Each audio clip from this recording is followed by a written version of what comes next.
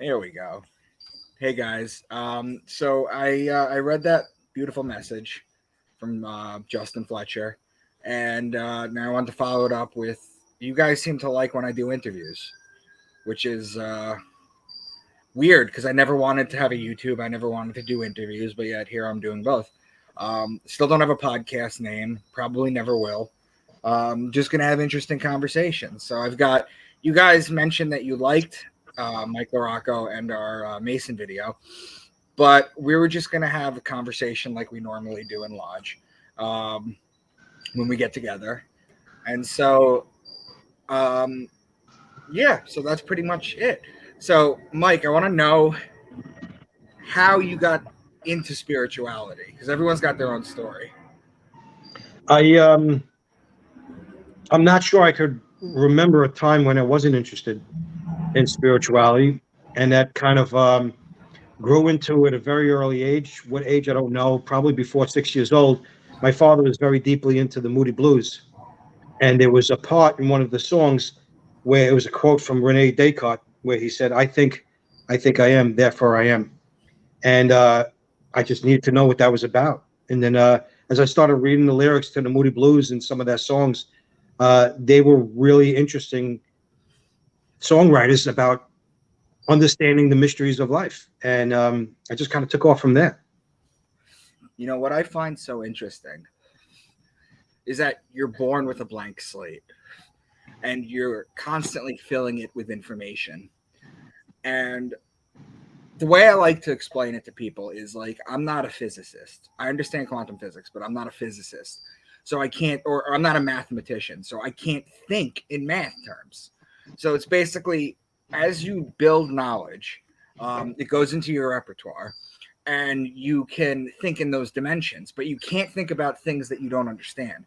But what I find so incredibly interesting is that there is a definite answer to spirituality. Like at the end of the road, there is a definite answer, and people come to it and some people don't on the Great Revelation. And it's just, my thinking has changed so much. When I first did my intro to astrotheology for our lodge, I was completely convinced the book was just an astrotheological book because of my work that I had done and everything. And that's kind of how I presented it. But I've evolved so much in the last year and a half. The book being the Holy Bible? Yeah. Okay. Yeah. And I've evolved, now I know that it's a bunch of sciences. I call it the 7 holy sciences, but it's even more than that. It's also an etymology book. It's also a gematria book. It's humbling to think that there's more. I've been studying astrotheology for 10 years. I've been teaching it for about 2.5 now. It's mind-blowing to think the amount of time I've put into just one of those sciences. And the Bible is so deeply encoded with all the other ones that it's more than you can learn in a lifetime, which I think is meant to humble you. So when you're searching for God and you come to the realization that there is only God and that nothing exists outside of the infinite, and when you self-realize that, it's kind of like I just felt all my anger go away, and it's like I just approach things so much differently. Like I still teach astrotheology. I still myself believe that the book is metaphorical. I think the one thing the Bible isn't, where I'm at right now, is I don't think it's literal. I still don't think it's literal. I think it's metaphorical on a bunch of different planes, but I'm much more open to understanding people just trying to get their own spirituality. But where I come from, I am not telling people it's an astrology book and not to be religious. I'm saying is my problem with religion now is that it separates us from the idea that we are all one. Instead, it sets up a duality where there's an external God that you have to pray or you will be punished forever. And it's so, I don't know what the proper word for it. It's so crazy that the essence of religion, which is Greek, which means to bind back, right? Relaga. Right. So the actual technology designed to help you realize your unity with God, yourself, every human being, and the entire universe becomes another way for people to separate themselves from each other. It's crazy. Carl Jung wrote a book, Psychology and Alchemy, right?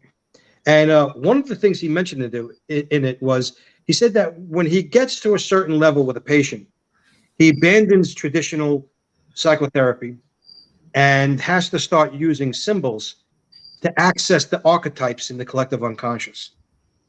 So that's the way I see Freemasonry. That's the way I see the Bible.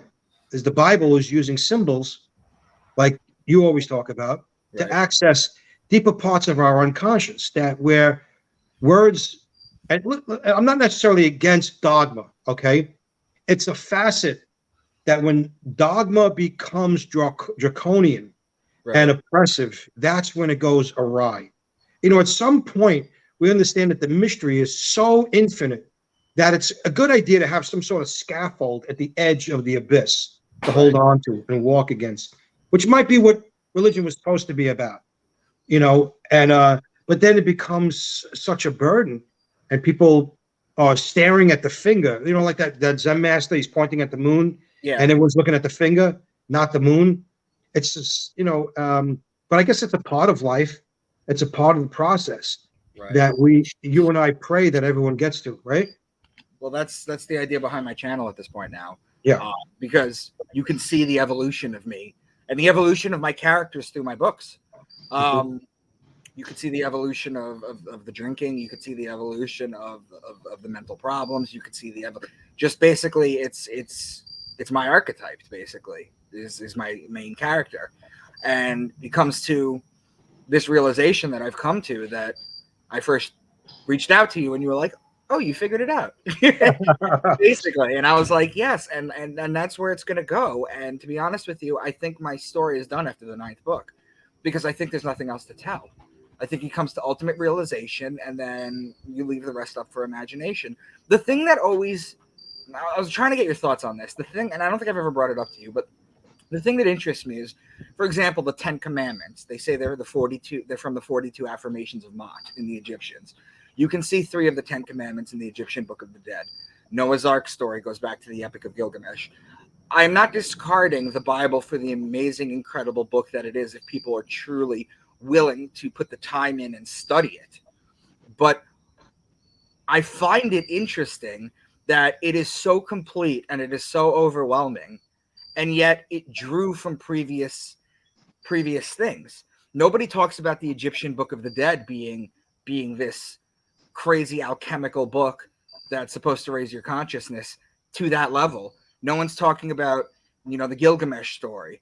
Nobody's talking about any of these stories. So I just find it interesting that although it's an amalgamation of previous books, it's put together in such, I guess you could say if we're all God, if we're all a part of God, then it is divinely inspired, right? You could say that the book is written by God, and so to speak.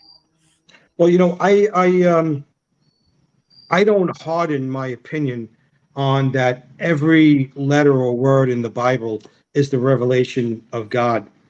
Yet I believe that, but on different levels. I think I don't disvalue man's contribution to creating the Bible. Like there's this constant argument between the scholars, true scholars, about the writing of the first 5 books of the Bible, the Pentateuch, right? Yeah. Did Moses write it, or were there several authors? There's the documentation hypotheses, which discusses this and goes into detail. Mm-hmm. For instance, the Bible continues after Moses dies, and there's an explanation. So who wrote that part? So what part of it is divinely inspired? And at some point, when I get people that say, like, when I'm talking to a Jewish friend, well, Christianity is just kind of man-made, right? At least my religion is God, completely given to us by God. I'm like, is it? Because people in your religion, your scholars in your religion are arguing that, over and over again. And I always wondered to myself, what's so bad about man-made? If you think about it, Freemasonry was created by men. Mm-hmm. Maybe it was God's will, maybe it wasn't. I don't know. But we figured out a way how to teach the truth without the theological controversies or dogmatic conflicts. Mm-hmm. So what's wrong with the work of man? If man is inseparable from God, can anything happen without the consent of God? That's a good point. I guess it's a philosophical question. So I don't know. I all the time, and like which version of the Bible.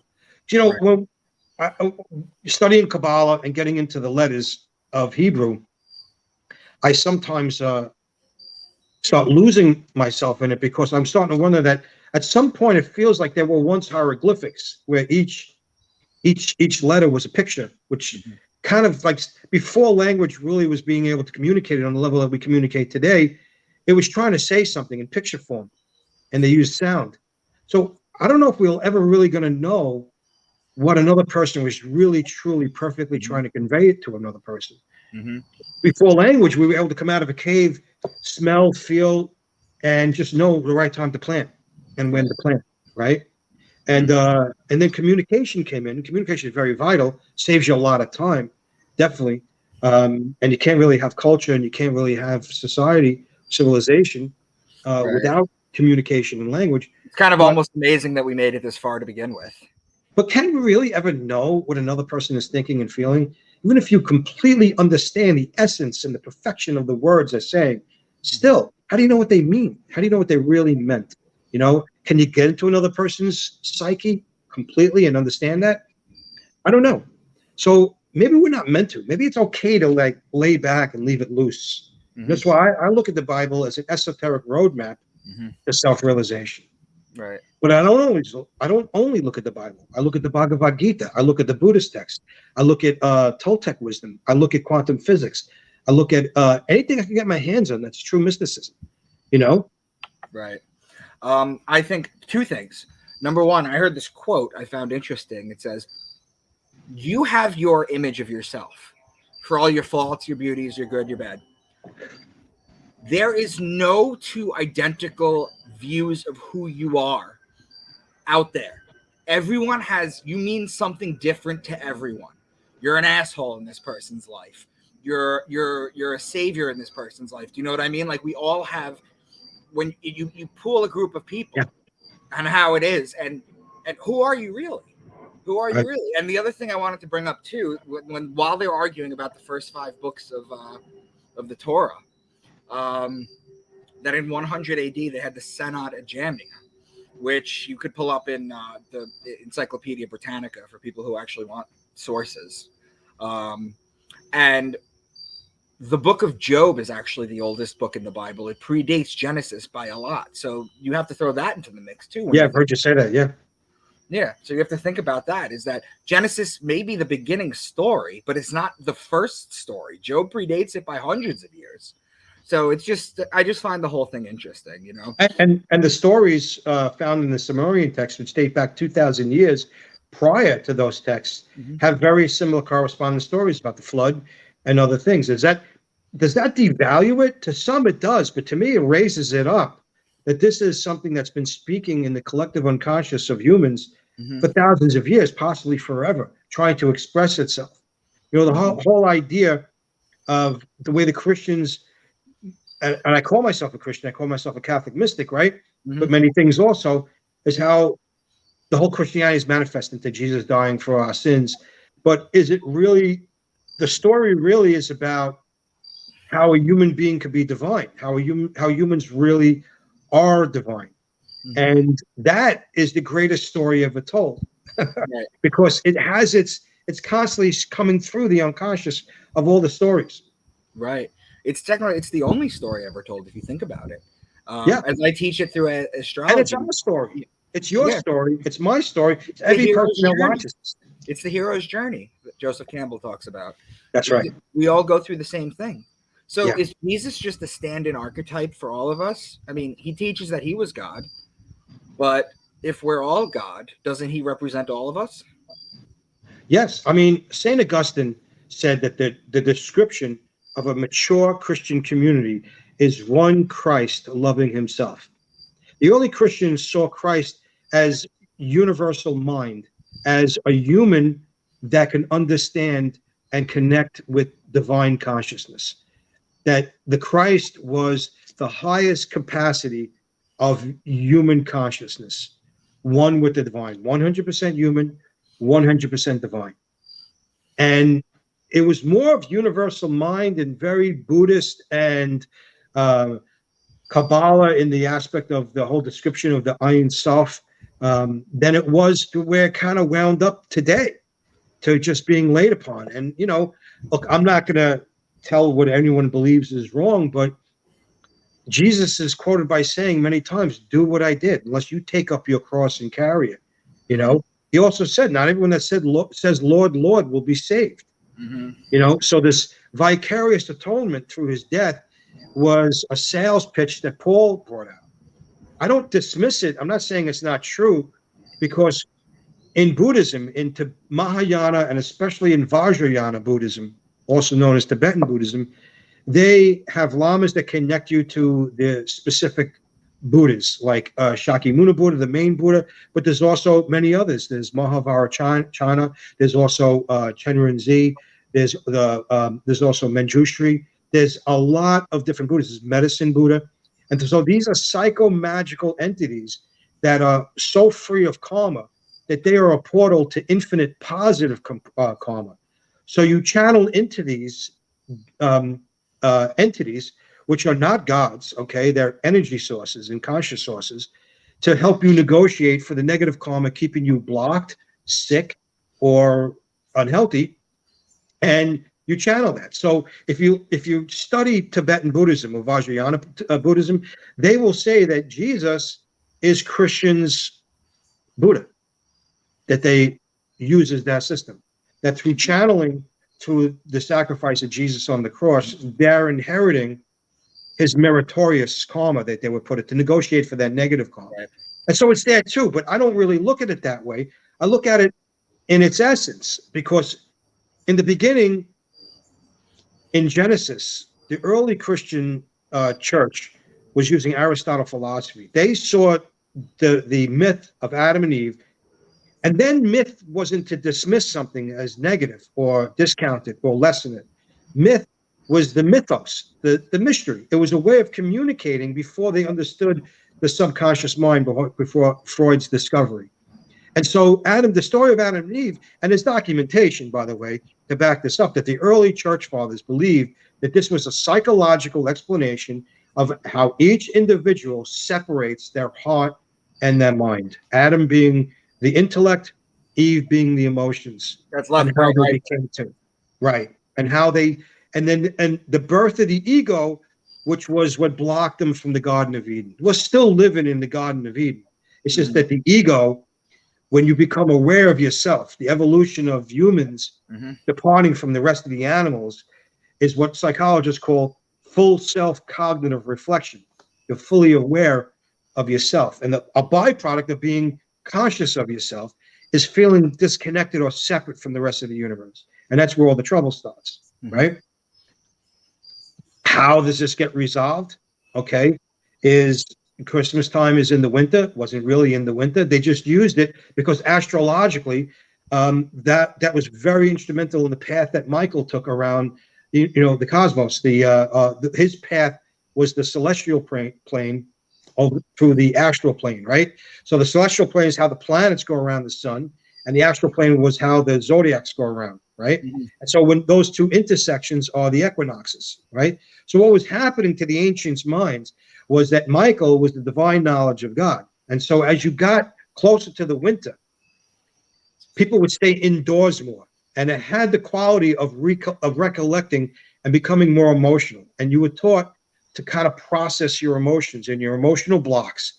And so when you got to the darkest day of the year, inside you psychologically, you gave birth to the Christ within. This is the meaning of the Virgin.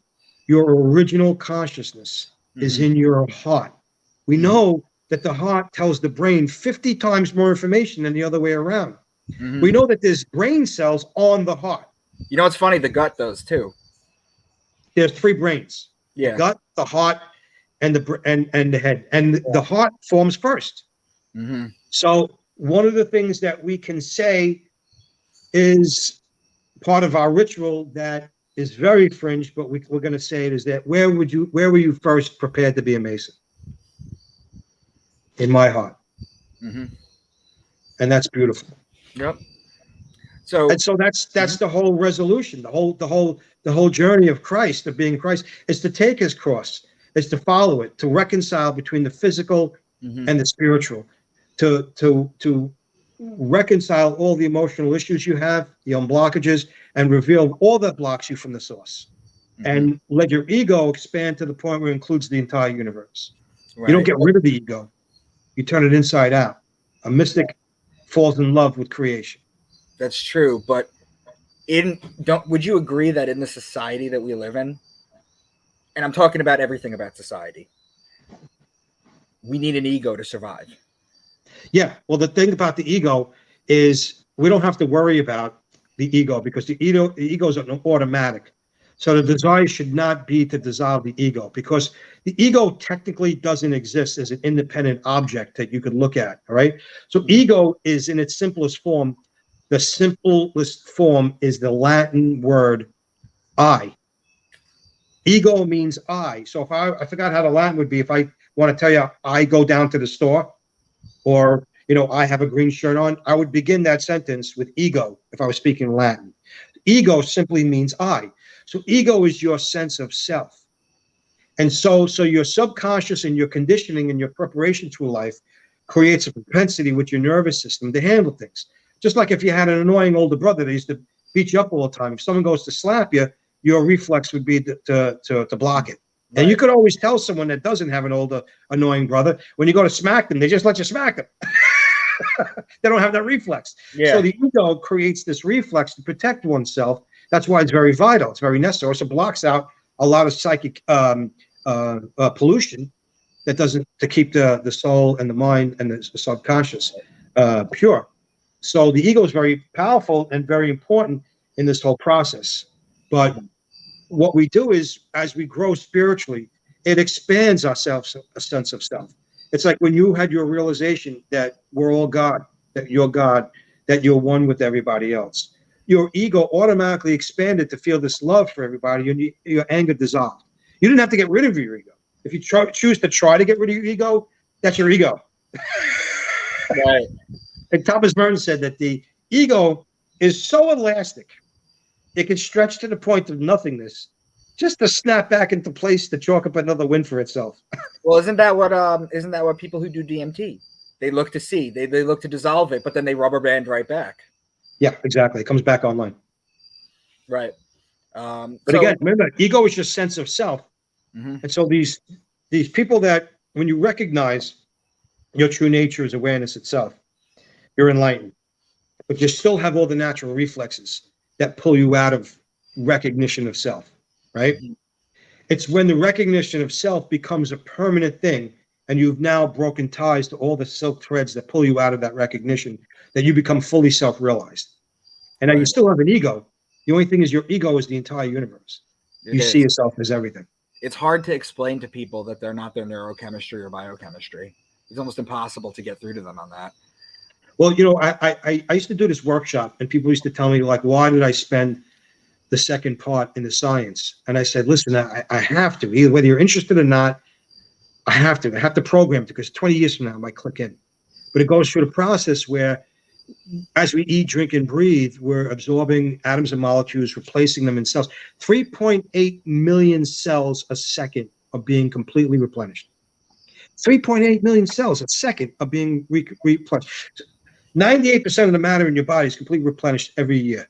The other 2% takes, depending on... It takes 7 years, but you're basically literally a different person. Yep.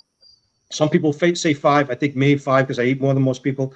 Just kidding. And every 9 months, you have a new liver. Mm-hmm.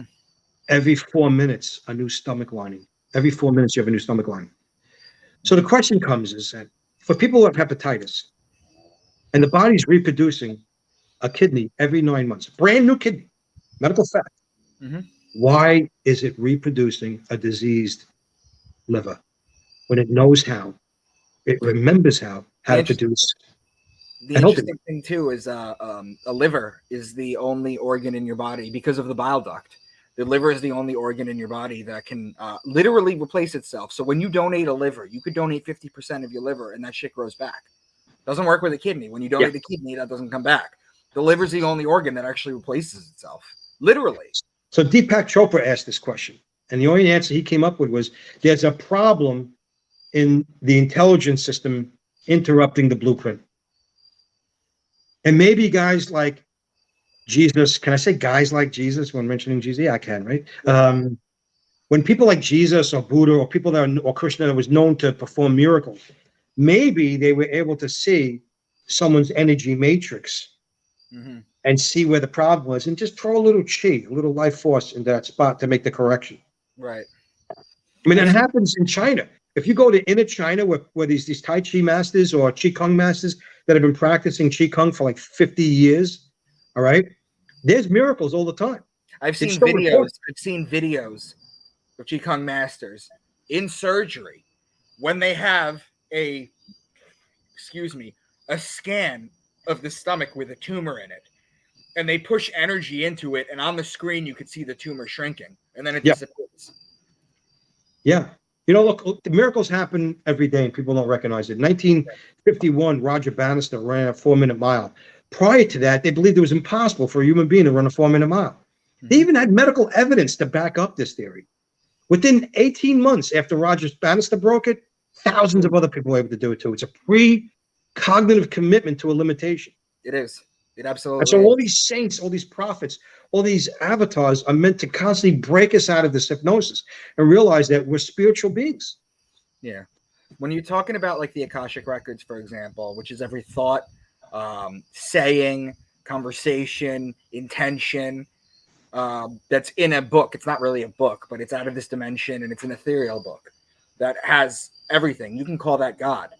Um, you'll find when you go into it that like 7 people invented the steamboat at the same time. You know, cars were invented at the same time. We're all accessing the same information. There's a saying that man doesn't discover any, man doesn't create anything. You're just discovering what's out there. Right. I mean, some of the shit that they do with electronics nowadays is like magic to me still, to be honest with you. You know, how they can do that. How I can print from my home all the way, you know, if it's set up like 2 miles away, like that's magic to me. Yeah. You know, and like 50 years ago, you put one of those in front of a TV for the commercials now, they'll think it's possessed. You Right. know, it's absolutely insane. You know, this happens too on a level that we experience almost every day that we don't acknowledge too. The ability to feel someone's feelings if someone's going through a hard time and Empathy, the your empaths. just heart connects to them, Yeah, or even in laughter. When someone tells like something that they did stupid and you remember that you did something stupid too and you just laugh about it. yeah, In these moments, duality collapses. I mean, we don't recognize that, but there's a relief. Even if you're sad for somebody, there's a relief. It feels good to feel compassionate and cry with the person. It feels good to laugh with a person. You know, when you see amazing natural objects like a beautiful waterfall or the Grand Canyon, you're so in awe. The duality in your consciousness collapses. You're just connected. You don't recognize it. You're not thinking about it. You just don't feel separate anymore. When that happens with a human being, we call that love. But beauty has the way of collapsing duality, and so does love. I think the hardest part for people to realize that don't come to ultimate realization, which is what I call figuring out that you're one with everything, is that if God is everything, then that you have to take the bad too. And people just can't break that thought process, you know. And then you read Isaiah 45:7, I, the Lord the God, create the light, the darkness. I create the good and evil. I, the Lord, do all these things. They're telling you in the Bible. They're sharing that with you. And then you use apologetics to like spread it away. But you have to take everything, you know, the good and the bad. And I think our purpose is just to find love. But Yeah. my thing is that before I started studying astrotheology and putting out there like a different way to think of the Bible, I'm by no means the only person that's ever done that. I constantly talk about Jordan Maxwell and Santos Bonacci as being my, and I teach for Santos now, as being my role models in this. When you teach a new way of things, it's almost like you hit a roadblock every time. You know, I'll accept this, but this is too much, or I'll accept this. It's just, you know, Jordan Peterson says, and I hate to quote Jordan Peterson because I think he's wrong on a lot of things, but he says that the pathway to enlightenment is necessitated through a pathway to hell. That's why there's not a lot of enlightened people. Do you think you have to go through an entire ego and soul breakdown to build yourself back up, or can you skip that part? Um, I'm hesitant to say yes because I'd rather say it in another way. So I won't disagree with that. What I would say is that what you originally said at this new segment is that you have to take the good with the bad. You have to embrace it all. And I could give you um, a very, very personal example. Is I was watching a movie a couple of years ago, the King Arthur, the Legend of the Sword, with Charles Hanoi. Yeah. It was the last, the latest. It was 2018, the latest King Arthur movie. And towards the end, he's got the Excalibur, right? And he's still getting his ass kicked by his uncle. It was a very powerful black magician, killed his father, and he's getting his ass kicked, and he has this mental block where he was actually there when his father was murdered by his uncle, but he blocked it out. Isn't that the story? Isn't that the story of Hamlet, or was that before Hamlet? Yeah. Now, again, more motifs, more archetypes that are coming through to different stories. And so what happens is he switches and realizes that his uncle was the one reason why he was the rightful king of England and had to live his childhood as an orphan, underground, in brothels, on the street, getting beat up all the time, getting harassed, being ashamed, living in obscurity, not having friends for most of his life. And so this horror, this victimhood of being terribly victimized, he took a different approach, and he realized that this just made him who he was. He became an incredible street fighter. He understood the depth of human nature by living in brothels and living on the street, which really prepared him to be the greatest king. And so he gets up and he starts fighting his uncle with love and gratitude and awe and respect. He says, "You made me." And he's coming from his heart now. And when he finally kills him, spoiler alert, right? A couple of 100 years old, you should know it by now. He kisses his hand and he says, "And for that, I bless you." Yeah. And then he says to himself, "You make sense with the devil." So my personal thing is that I was traumatized by my life. My first memory is my grandfather dying of cancer. I come from a small Italian family. It's like an opera, right? Mm-hmm. My next memory is my father coming down with a disease called spinal cerebellar ataxia. He inherited. I was told I can get it. I was told at 4 years old I could get a disease now. I'm going to watch my father die of it, and I can get it too. Was molested by a family member at a young age. My uncle hung himself. My sister's firstborn was born paralyzed from the waist down, spina bifida. The next child, epilepsy. I used to get waking up at 3 o'clock in the morning, have to rush to the hospital, save her life. My father died a very, very, very slow, painful death. And I saw him in the morgue at the morning of Christmas Eve when I was 18 years old. I found out I could give this to my kids, and I was just totally traumatized. I could never let a woman love me. I couldn't inflict this intense pain on anybody else. And it was just like one thing after another with my family. There was always like a cop car or an ambulance in front of my house every 6 months. My grandmother became a rageaholic, very emasculating. I was so fucking traumatized by all these experiences in my life until I saw that movie and I realized these things made me who I am. Yeah. And I had to thank them. I had to not just be okay with them and tolerate them. I had to be grateful for them because they made me one kick-ass spiritual warrior. I'm not so sure what can really happen to me that I won't be able to handle. Yeah. And I'm not afraid anymore. And I'm at peace when I made that realization. And so all that we resist in Buddhism, they say that the obstacle is not in the way. The obstacle is the way. This is what we're talking about now, is what I believe, and many better men than me believe is the true mystery of the cross. Read M. Scott Peck's The Road Less Traveled. The cross is about facing and embracing all the horror and everything you are afraid of and are avoiding in your life.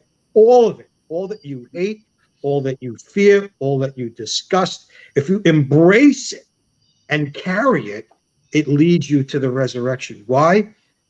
Because resistance is what's blocking us from being whole. Right. People who self-destruct don't deal with it. That reminds me on a much lesser level of the story of Keanu Reeves. You know, I don't know if you know his story basically, but his father abandoned him at 3. River Phoenix was his best friend. He watched him die in front of the Viper Room. His brother. Oh no, it wasn't his brother. It was his best friend. It was River Phoenix, yeah. Right. Joaquin Phoenix is his brother. Yeah, Joaquin Phoenix is his brother, yeah. His girlfriend or his fiance lost their baby when she was 8 months old, when the baby was eight months old in the womb. And then a few weeks later, his fiance died in a car crash. And you just hear about all these just how you're right. I think he embraced it. Yeah. You were talking about something before that I wanted to bring up. Have you ever seen the movie The Time Machine? Not the original one, but the new one with Guy Pearce. It's probably 20 years old now. It's such an interesting story. No, maybe I'll check it out. He's a scientist, Guy Pearce, and I like Guy Pearce. He was in Memento. If you've ever seen Memento, yes, he's a scientist, and one day his wife gets hit by a car and dies. Okay, this is in the early 1900s. So he builds a time machine to go back in time and save her. What he finds is when he continues to go back in time, he watches her die 1,000 different ways. And so finally he goes, and towards the end of the movie, he's up with Jeremy Irons. He plays this intense guy that rules over everything. And he explains him, he goes, her death was your inspiration for the time machine. You can't disconnect the two.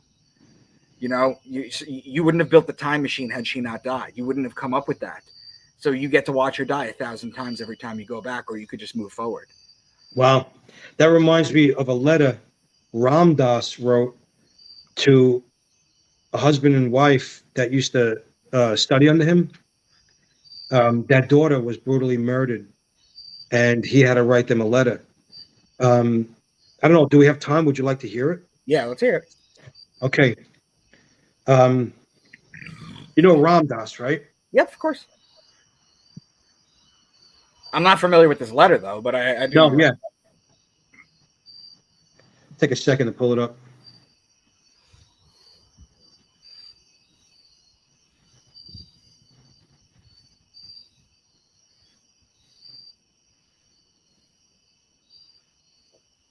Might need a time machine to. Just kidding. It's okay. Okay, so here it is. You ready? Yeah. Dear Steve and Anita, Rachel finished her work on Earth and left the stage in a manner that leaves those of us left behind with a cry of agony in our hearts, as the fragile thread of our faith is dealt with so violently.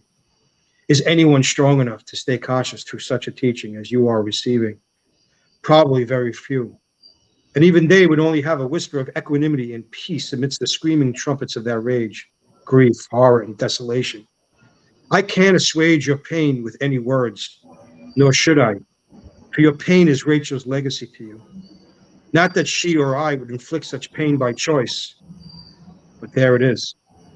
And it must burn its purifying way to completion, for something in you dies when you bear the unbearable, and it is only in that dark night of the soul that you are prepared to see as God sees and to love as God loves. Now is the time to let your grief find expression, no false strength. Now is the time to sit quietly and speak to Rachel and thank her for being with you these few years and encourage her to go on with whatever work is hers, knowing that you will grow in compassion and wisdom from this experience. In my heart, I know that you and she will meet again and again and recognize the many ways in which you have known each other. And when you meet, you will know in a flash what now is not given to you to know, why this had to be this way. Our rational minds can never understand what has happened, but our hearts, if we keep them open to God, will find their own intuitive way. Rachel came through you to do her work on earth. which includes the manner of her death. Now her soul is free, and that love and the love that you can share with her is invulnerable to the winds of changing time and space. In that deep love, include me. Love, Ram Dass. You know what? That leads me to a question. The whole idea of soul contracts and how long you're here to do your work on Earth for. Do you predetermine that before you come to Earth? I think if you have the presence of mind and you die consciously and you're able to recognize that all is a projection of your own mind, and you're able to relax and rest and be in contact with some of the wisest souls in the universe and go into the boardroom and plan it out, yes. But I think some panic. I think most, maybe almost all, panic and then rush right in way too quickly without any plan and don't understand their soul contracts. And I think that's what's so chaotic about the world we're living in now, is that we don't die consciously. And that is the whole purpose of the Tibetan Book of the Dead, of learning how to die consciously, to choose that moment. Either not come back, realize yourself and merge with the infinite, and realize you are God on the deepest, most profound level, or to choose the next life consciously for your own edification. Mm-hmm. But if you're still ignorant and you're terrified of what you see and don't recognize it's still just a projection of your own mind and your own unresolved fears and unresolved desires, then I'm not so sure we do it intelligently, unfortunately, right, until we get it right. So I do have a question for you. This actually just popped to my mind. I did a video where I explain to people, when you become self-realized, that overwhelming loving feeling and that complete understanding is the exact same feeling that Christians get when they get saved, or so they think. How can you possibly break that or try to... I know you can't reach some people. I don't speak for people who have their minds made up. I talk to people who are lost, who are confused. Yeah. I talk to people who may be looking for answers, looking for different ways to see the Bible or whatever. But I recognize that feeling in me as somebody's getting baptized, being saved. I recognize that as the same exact feeling. How can you begin to reach someone like that? I don't know. I don't know what that feeling is like. I've never been knocked down by the Holy Spirit. I'm not putting it down. I almost wish I'd rather have it. I can't really comment too much because I haven't access. The way I came back to Christ through the Catholic faith was I was a Buddhist. I was Hindu. I was meditating every day, twice a day for 30 minutes with a mantra given to me by an agent of a guru. And I was confident I was on the path to enlightenment. And my best friend was a crazy devout Catholic who went to church every single day, and we used to have major debates. And we both stumbled upon this very thin thread of a meditation school that existed for hundreds of years that barely is present, the thinnest thread that survived in Catholicism, in Catholic mysticism, along with the Russian and Greek Orthodox Church too. So my approach, what I realized was that I was told by someone in the school I was practicing with when I was going to the school practicing philosophy and I was learning this, is that they believed that Jesus was an avatar, that he was a fully realized being. Possibly Elijah realized his divine nature completely, died, became one with God, didn't have to return, but chose to return out of compassion for mankind as God to show man the way. Mm-hmm. The difference in the East and the West is that the East believes there was a few of them, Buddha, Krishna.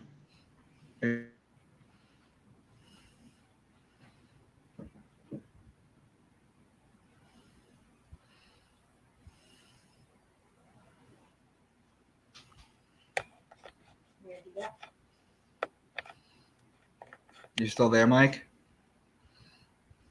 Shit, I think I lost him.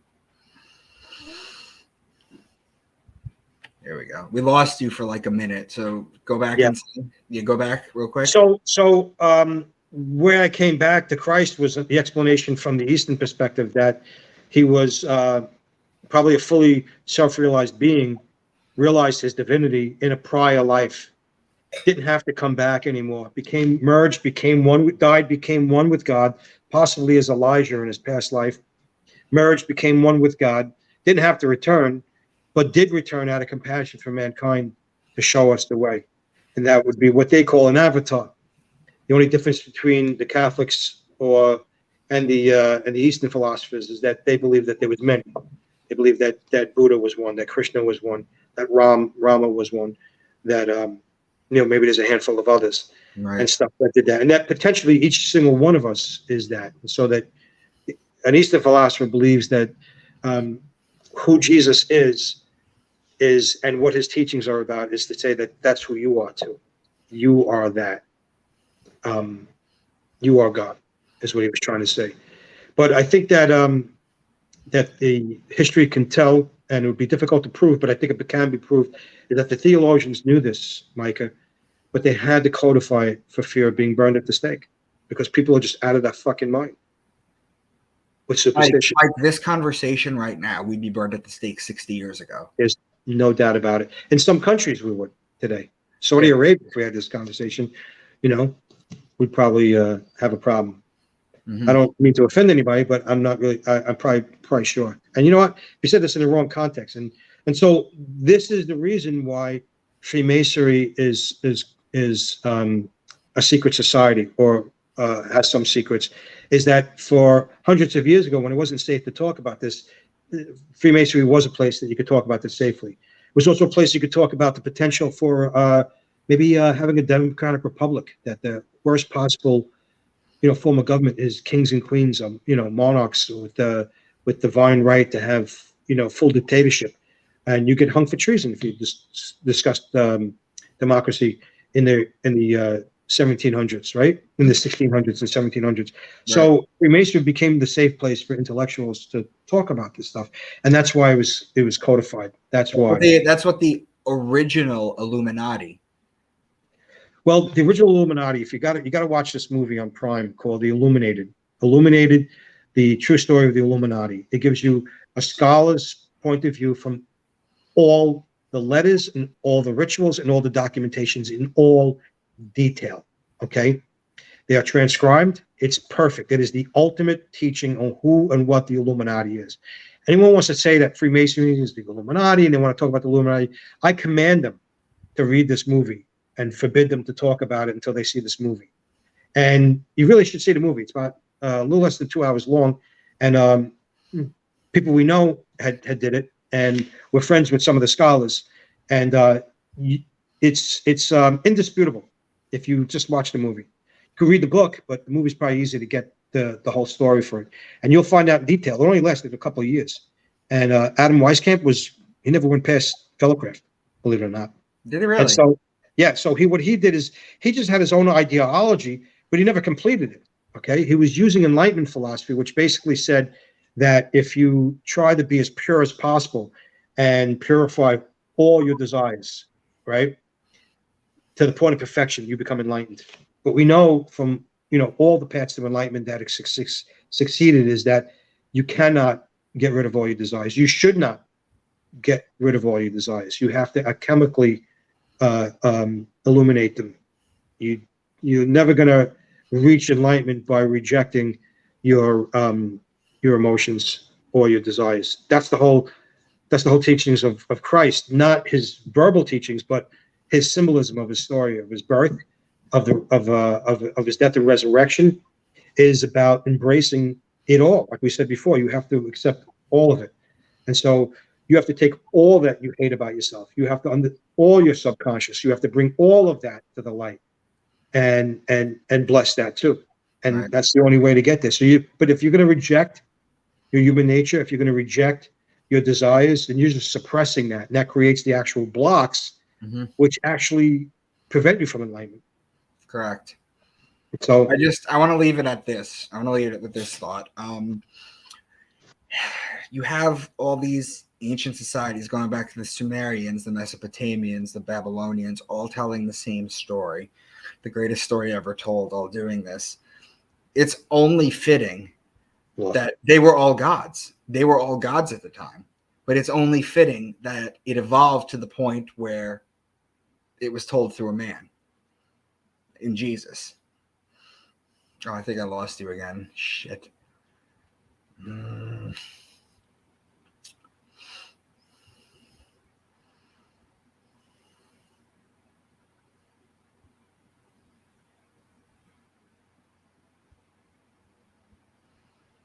Come back, Mike. My internet.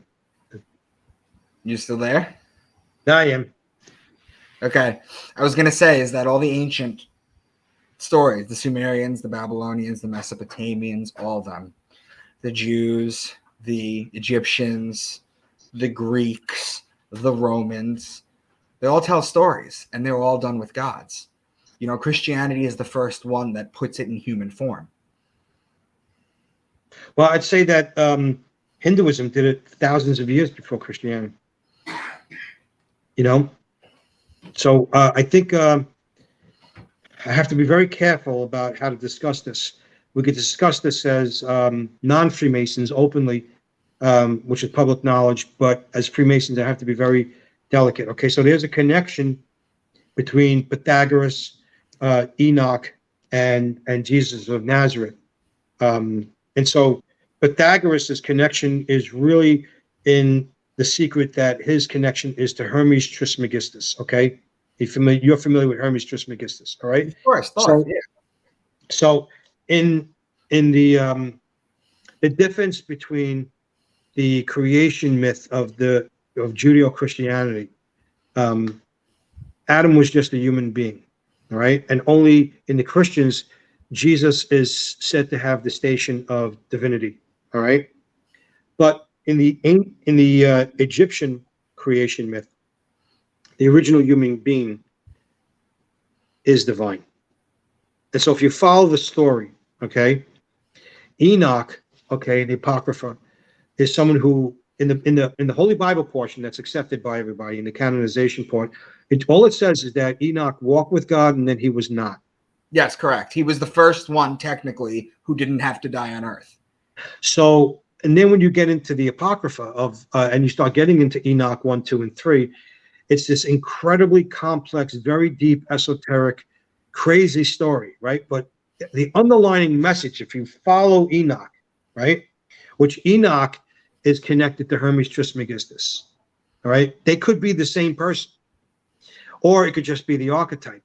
But he travels through, and he goes into heaven, body and all, and he turns into not just an angel, not just an archangel, Metatron. but he becomes Metatron, where he's called the Lesser Yahweh.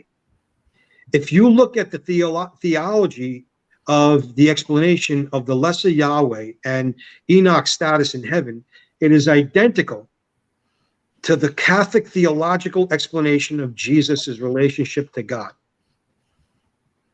So, if we go back to the story that is told in the Third Degree, we have another character that we made up. Well, he's an actual character mentioned in the Bible, but the story is made up, that goes through the process where he is literally exalted to a certain degree of understanding. And so to me, this is speaking to the underlying message of trying to communicate in symbols for hundreds of years without getting burned at the stake, okay, of saying that each human being has the potential to becoming the Christ. That this is the story, a representation of human history, of our true destiny, of where we should be going. Did you ever read Jonathan Livingston Seagull? Yes. That's what it's about. That's what the story is about. It's a story about the seagull who evolves and climbs to the point of perfect divinity. If you look at everything Jesus is saying, he's in Revelations, He's sitting where we just said where Enoch was supposed to be sitting. He's the right hand of God. He's the second person of the Holy Trinity. And he says, you too will sit where I sit one day too on my throne. In Hinduism, they see this as each soul is a spark of the divine in a process of endless evolution where we all must one day take the place of the Godhead. We're all evolving towards the Godhead. The Mormons say in their secret texts that each person can evolve to the point where you become the God of your own universe. In Kabbalah, they say, if you murder a person, you destroy an entire universe. They say the same thing in the Quran 532. It's the same thing. Take a life, it's as if you've killed all mankind, but if you save a life, it's as if you've saved everyone. Because spiritual truths are never in conflict, right? A right angle to a Muslim is a right angle to a Christian, to a Jew, to an atheist. Doesn't matter. 90 degrees is 90 degrees. That's why Freemasonry deals with truths in symbols that can't be fought over, can't be owned by or copyrighted by any religion. And so we're trying to communicate. Freemasonry really is the codification of the ancient mysteries rites of antiquity. And yet, for most, I'd say about 99.8% of the population of Freemasons is just the men's club. And that's okay. As long as and you don't need to be a Mason to find this stuff out. You don't need to be a Mason to find this stuff out. However, Freemasonry made it possible that this information is discussable freely right now. That you could argue. If it wasn't for Freemasonry, we wouldn't be able to have this conversation safely without fear of being burned at the stake or at the very least losing your livelihood, which is really a death sentence in the Middle Ages, right? So, yeah. Cool. Mike, thank you so much for this. We're coming up on an hour, my friend. This has been wonderful. Thank you as always. I mean, to everyone that's listening, this is what we talk about like every day, all the time. Can I end with one quote? Yes. Okay, so in the Mahabharata, Ram, who's the seventh incarnation of Vishnu, God himself. This is the prior incarnation before Krishna, hundreds of years before Krishna. As the seventh incarnation, his name is Ram, and his assistant is Hanuman, half monkey, half man god. And so he asks Hanuman, his servant, who are you? And Hanuman says, when I forget who I am, I serve you. When I remember, I am you. I love it. Thanks, Mike. I appreciate it. I'm going to send this up right away. Love you, bro. Love you too, man. Thank you. Thanks, everyone.